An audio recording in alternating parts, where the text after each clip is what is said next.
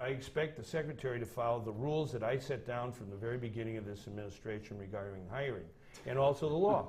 And matter of fact, I gave the Inspector General authority to make sure that was carried out. And when that wasn't carried out, there's accountability.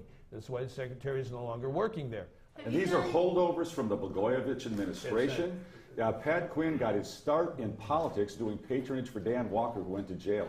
He is part of this system. It's everywhere in state government, and he's part of it. Mr. Rauerdink went to jail. You handpicked Mr. Rauerdink to run a company that perpetrated a huge accounting fraud, and a federal judge said greed and avarice prevailed while you were a director on that board.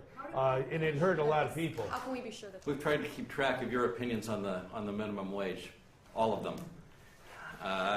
Would you articulate your position today? I've been crystal clear. I put it in writing last December, in writing, what our policy is on the minimum wage. And we can look it up, and if you need it, I'll send it to you. We can increase the minimum wage in Illinois.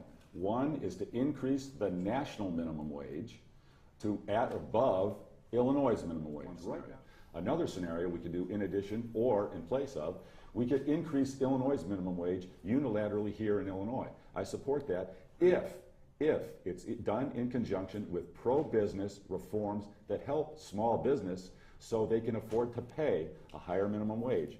To guide their legislators Referendum's toothless. on this issue. It's for politics. It's not for a result. No. It's toothless. You know what? That's how the Citizen Utility Board came about. People voted in a referendum, and it's Illinois' largest consumer group. It's been around for 30 years. That's how we're going to raise the minimum wage. We did it in 2006. All right, his so-called plan is clear as mud. This is a person who actually favors eliminating the minimum wage. Here's the critical point. Pat Quinn, again, is misleading the voters. He's misled them repeatedly.